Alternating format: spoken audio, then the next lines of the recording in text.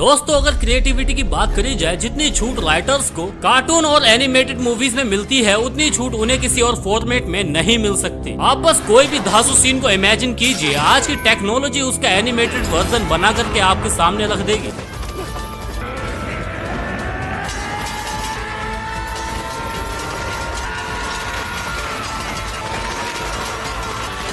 अब animated shows और cartoon की सबसे अच्छी बात मुझे यही लगती है कि अगर आपके पास टैलेंट है तो आप कुछ बहुत ही क्रिएटिव शोज बनाकर उसे पूरी दुनिया में फेमस कर सकते हो।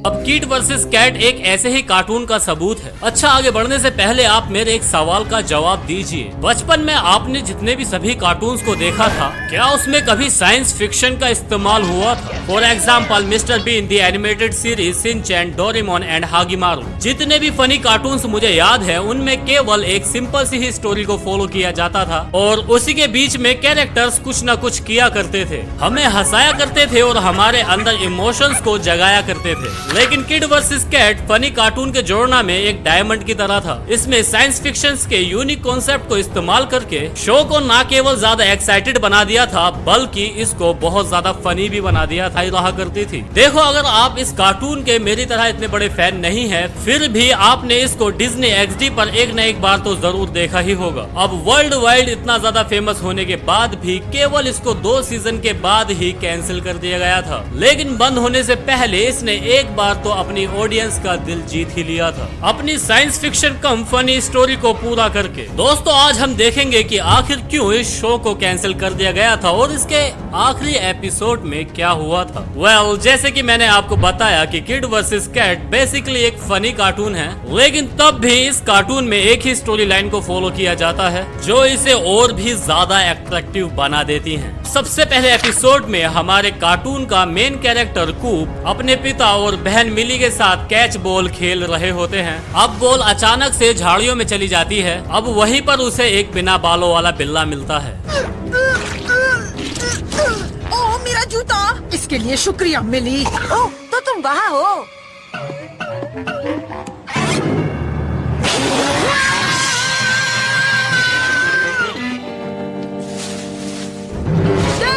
अब उस बिल्ली को देखते हुए कूप समझ जाता है कि ये कोई नॉर्मल कैट नहीं है, लेकिन मिली को वो बिल्ला बहुत ज्यादा पसंद आता है और वो अपने पिता को उसे अपने पास हमेशा के लिए अपने घर में रखने के लिए मना लेती है। देखिए देखिए मुझे क्या मिला।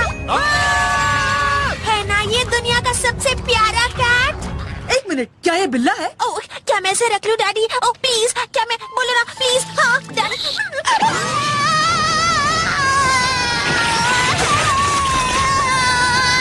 ठीक है, हम इसके मालिक को ढूंढ नहीं पाए तो हम इसे रख लेंगे। शुक्रिया डैडी। अब फन फैक्ट तो ये है कि ये कैट एक रियल लाइफ कैट से इंस्पायर्ड है जिसका नाम स्फिंक्स कैट है और ये कैट रियल लाइफ में देखने में भी बहुत ज्यादा वियर्ड है और ये कैट रियल लाइफ में भी एलियन कैट के नाम से मशहूर है। खैर, इसी पहले एपिसोड में हमारी मुलाकात कूप के पड़ोसन ओल्ड लेडी मनसन से भी होती है जो सीरीज की बहुत ही अच्छी कैरेक्टर है। अच्छी कैरेक्टर से मतलब बहुत ही इंटरेस्टिंग कैरेक्टर है। वो सूजी से बहुत ज्यादा प्यार करती है और कूप से उतनी ही ज्यादा नफरत करती है। और हम इस एपिसोड के लास्ट में कूप के बेस्ट फ्रेंड डेनिस से मिलते हैं और साथ ही 2 बच्चों से और मिलते हैं जिन्हों के हाथ में हमेशा एक वीडियो कैमरा रहता है। अब दोस्तों, जैसे जैसे स्टोरी आगे बढ़ती है वैसे ही कूप को पता चलता है कि एक्चुअली वो कैट एक एलियन है जिसको अर्थ पर भेजा गया है स्पेशली इंसानों पर कब्जा करने के लिए। लेकिन वही कूप अपने बेस्ट फ्रेंड डेनिस के साथ मिलकर हर एक एपिसोड में कैट के किसी न किसी प्लान को नाकामयाब कर देता है। अब वो हर एक एपिसोड में ये सबूत इकट्ठा कर रहा होता है कि वो असल में कैट नहीं एक एलियन है या फिर किसी ऐसी मशीन को तबाह कर रहा होता है जिससे कैट पूरी इंसानियत पर कब्जा कर सके। अब बेसिकली पूरी स्टोरी कैट एंड कूप के बीच हो रही लड़ाई के ऊपर फोकस्ड रहती है।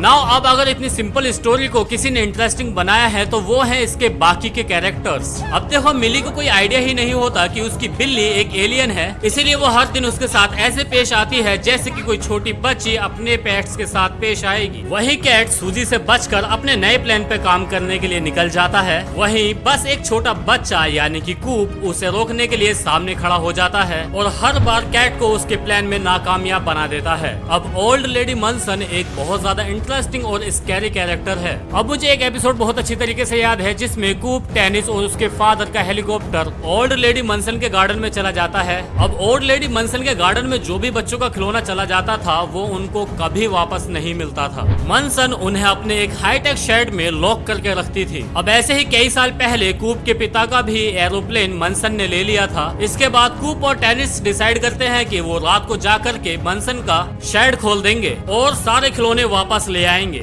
लेकिन ओल्ड लेडी मनसन के गार्डन में लेजर से लेकर के हर तरीके का सिक्योरिटी लॉक लगा होता है, यहाँ तक कि उनके शेड का लॉक भी उनकी पर्टिकुलर वॉइस से ही खुलता है। और अंत में लेडी मनसन का वो शेड लास्ट में ब्लास्ट हो जाता है और सभी को उनके खिलौने वापस से मिल जाते हैं। अब देखो इतनी सिंपल सी स्टोरी में कैसे टेक्निकल चीजों को डाल करके इंटरेस्टिंग बना दिया गया है, इसको आप खुद ही देख सकते हो। अब देखो इस कार्टून को सिर्फ यही सोच करके नहीं बनाया गया था कि केवल इसको बच्चे ही देखेंगे, बल्कि इसे बहुत ही दिमाग लगा करके बनाया गया था ताकि बड़े भी इसका पूरा मजा उठा सके। यहाँ तक कि इस कूप में भी कुछ लव इंटरेस्ट को भी दिखाया गया था जिसका नाम फियोना था। अब फियोना को सेकंड सीजन के पहले एपिसोड में इंट्रोड्यूस कराया गया था और उसी पहले एपिसोड में हम सभी को ये पता चल गया था कि उन दोनों को एक दूसरे पर क्रश है। और इसी तरह एक फीब का भी कैरेक्टर है जो कि कूप को बेहद ही ज्यादा लाइक करती है और हमेशा उसके सामने वियर्ड हरकतें करने लगती है। नाउ ऑल इन ऑल इसको टीनेजर के लिए ही बनाया गया था और बहुत से मामलों में इसको अडल्ट्स के लिए भी बनाया गया था। जैसे कि मैंने आपको कहा था कि इस शो के केवल 2 ही सीजन रिलीज किए गए थे और इसके आखिरी यानी कि 26 एपिसोड को 2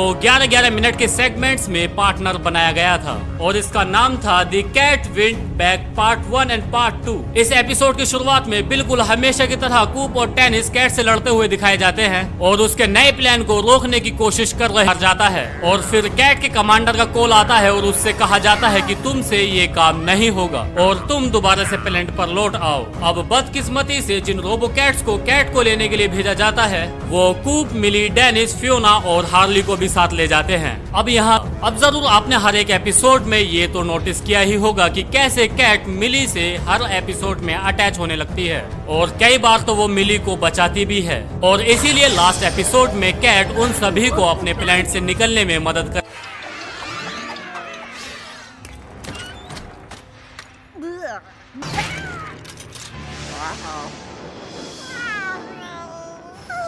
इसी के साथ एपिसोड एंड होता है और सभी की मेमोरी इरेज होने के साथ सिर्फ डेनिस और कूप को छोड़कर सभी ये भूल जाते हैं कि वो किसी एलियन प्लैनेट्स पर भी गए थे। लेकिन देखो नॉर्मल हाउस पेट की तरह रहना चाहता है और अर्थ पर कब्जा नहीं करना चाहता। अब शो के क्रिएटर रॉब बोटलैंड का कहना है कि अंत में कैट और कूप बहुत ही अच्छे दोस्त बन जाते हैं और उनका ये भी कहना है कि वो इस एंडिंग से बेहद ही ज्यादा खुश है। अब देखो असल में हुआ क्या था, जब 2011 में किड वर्सेस कैट का दूसरा सीजन रिलीज हुआ था तभी फैन ये सोचने लगे थे कि इसका तीसरा सीजन भी जरूर आएगा और रॉब ने साफ तौर पर कह दिया था कि ये पूरा डिसीजन एनिमेशन स्टूडियो पर डिपेंड करता है और स्टूडियो का कोई भी प्लान नहीं था इस सीरीज को आगे बढ़ाने का। अब देखो ये किसी कंट्रोवर्सी या कम व्यूज आने से कैंसिल नहीं हुआ था बल्कि इसने अपना all time high fan base achieve कर लिया था।